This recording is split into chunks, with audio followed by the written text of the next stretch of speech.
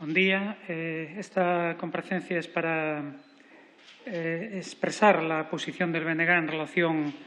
con la grave situación que está generando la escalada descontrolada de los precios, una escalada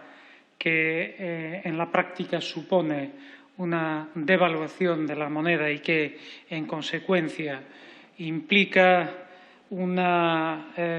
pérdida de poder adquisitivo, un empobrecimiento de las clases populares y especialmente de los sectores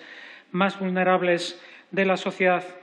y una situación frente a la que el Gobierno parece no tener prisa por actuar. Nos resulta sorprendente que en lo que está centrado el Gobierno es en buscar responsables ajenos, en echar la culpa a Putin y a la guerra de Ucrania, cuando esta es una situación que viene de muy atrás. La escalada de los precios de la energía eléctrica es muy anterior. La semana pasada, en la sesión de control, en una pregunta a la ministra de Economía y vicepresidenta primera, pues le ponía un dato. Ese día el precio de la electricidad se situaba en 473 euros, cuando en diciembre del año 2020, un año y 3 meses antes, se situaba en 47 y pico euros, prácticamente en 48, es decir, en un año y 3 meses el precio de la energía se multiplicó por 3. Hay que recordar que el pasado año la inflación se situó en el 6,5%. Y frente a eso no hubo actuaciones decididas ni eficaces por parte del Gobierno. Si tal, un decreto que en su día se presentó como una fórmula para recortar los beneficios caídos del cielo a las eléctricas, que hay que recordar que fue corregido, que fue rectificado solo un mes después por otro decreto, una vez que las grandes eléctricas amenazaron con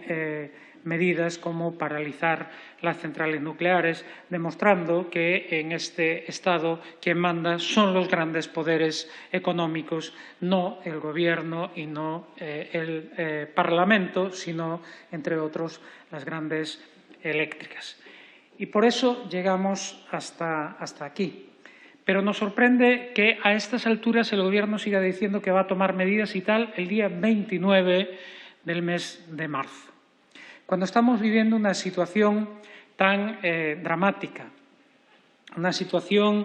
que está generando enormes dificultades en muchos sectores económicos y, como decía, especialmente a la clase trabajadora, a las clases populares, a los sectores más desfavorecidos de la sociedad. El pasado miércoles, coincidiendo con una comparecencia en que hacía preguntas al ministro de Agricultura y Pesca, la Asociación de Armadores de Vigo anunció la paralización parcial de la flota de Vigo porque la carestía de los combustibles hacen difícilmente rentable o hacen que no sea rentable salir al mar. Hoy esta situación, una semana después, es aún mucho más grave. Huelga de camioneros, dificultades en las explotaciones agrarias y ganaderas por la falta tanto de insumos como por las dificultades derivadas del coste de la energía o dificultades de distribución,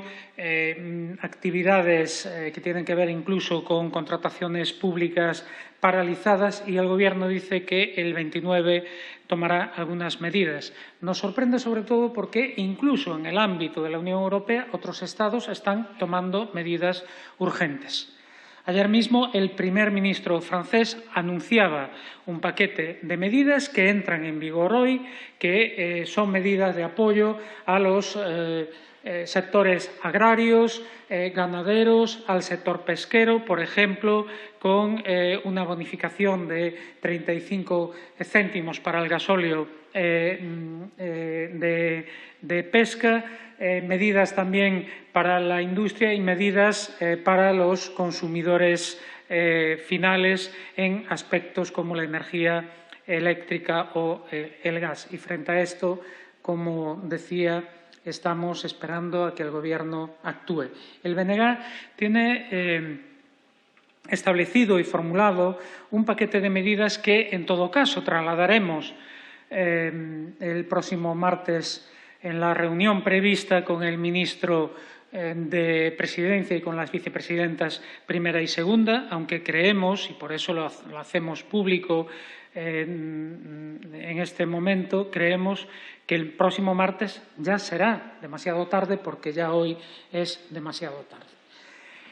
En todo caso, medidas en el ámbito fiscal con modificaciones fiscales urgentes, con independencia de que sea necesaria una reforma fiscal en profundidad, como desde hace mucho tiempo defiende el Bloque Nacionalista Galego, para conseguir que pague más quien más tiene y aliviar la carga fiscal precisamente a las clases populares. En todo caso, en estos momentos menciono solo algunas más relevantes, con una deflación de la tarifa del IRPF o la modificación del impuesto de sociedades o del impuesto de patrimonio, una medida, por cierto, que ya defendimos en los dos últimos ejercicios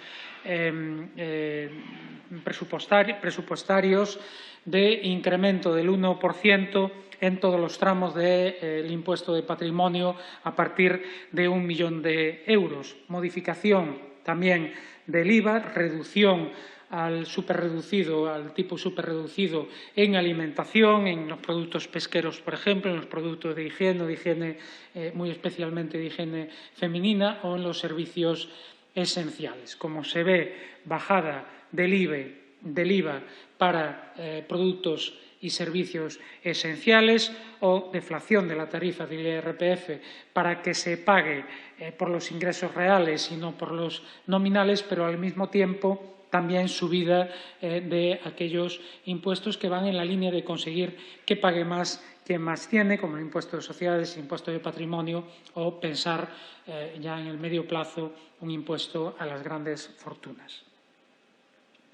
En el sector eléctrico creemos que son necesarias intervenciones urgentes e intervenciones decididas que corrijan ese amago que se hizo posteriormente rectificado. Una intervención pública que efectivamente eche mano de los beneficios llovidos del cielo a las grandes eléctricas y que vaya a una nueva regulación del mercado eléctrico, del mercado marginalista, por ser absolutamente injusto, por ser un robo organizado y legalizado. Miren, podríamos decir, la imagen no es mía, pero creo que es muy apropiada. Esto es como si 5 personas entran en un bar, piden un agua mineral, 3 cañas y un vodka con naranja. Pero al final tienen que pagar 5 vodkas con naranja. Y el problema es de Putin porque pone el vodka muy caro. La culpa es de Putin. Más o menos la situación del mercado marginalista es esta, que reporta beneficios multimillonarios a las eléctricas. Recordábamos que las 3 grandes en el año 2021 tuvieron más de 6.500 millones de euros de beneficios precisamente en momentos en que las clases populares lo pasaron francamente mal con el incremento de los precios de la energía. De forma inmediata se pueden adoptar también medidas como desvincular el gas del precio de la energía, como una tarifa, en nuestro caso, como país productor, una tarifa eléctrica galega, o como la puesta en marcha de empresas públicas que gestionen tanto saltos hidroeléctricos en que caduque la concesión como parques eólicos. Defendemos, precisamente para compensar la pérdida de poder adquisitivo, subir las pensiones mínimas y los salarios mínimos, en ambos casos para llevarlos al 60% del salario medio, como establece la Carta Social Europea que el Estado español ratificó aún de forma reciente. Es verdad que se subió el salario mínimo un 3,6%, pero no es menos cierto que en un momento en que la inflación se situó en el 6,5%. Eso quiere decir que las personas que cobran el salario mínimo perdieron poder adquisitivo y, si no se corrige, van a seguir perdiendo poder adquisitivo. Y no se suben las pensiones mínimas a pesar de ser un compromiso de los partidos que conforman el Gobierno del PSOE y de Podemos, y nos parece absolutamente imprescindible. Subir también los salarios como mínimo en el IPC para evitar precisamente esa pérdida de poder adquisitivo de los trabajadores y trabajadoras, y subir también las ayudas sociales establecidas del ingreso mínimo vital a las